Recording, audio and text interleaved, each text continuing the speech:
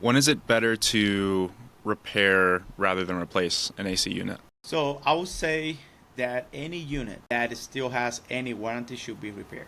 So for me, repairing versus replacing has to be about the warranty on the unit. Any AC unit comes with 10 years of warranty on parts, and that's what the manufacturer gives you, right?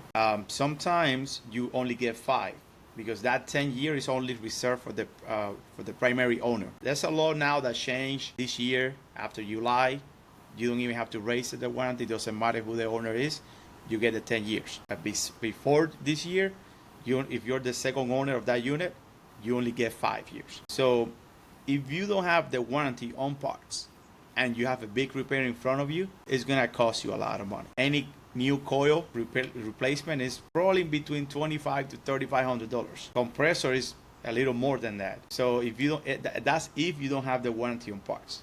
Any one of those parts could cost you over $1,000 easily, just the part. So replacement normally is better when you don't have that warranty. If you have it, it makes sense to get it repaired. Gotcha. And so, can you walk through like the process of when you're working with customers? Do you like go over the phone, got like the warranty details, or do you do that when you get to their house? How does that process work? So we can do it either way. Ideally, we always want to be in the house and see the unit and see what the problem is. But at least the warranty lookup or the warranty search, we could do it over the phone simply with the tag of the unit. Let's say we need a compressor. You send me a picture of that, of the tag that the condenser unit has. If I can get the model and serial number, I can do a lookup online. I can see how much warranty it has or if it has any left at all.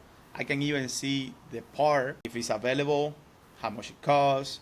I can see all of that just by getting that piece of information. The key aspect is, do you know what's wrong? Most of the time you don't. So in that case, it's better for us to go do the diagnosis, and then we can see everything on the spot. Like we can check the warranty, we can actually look for the part that we diagnose that is broken and go from there.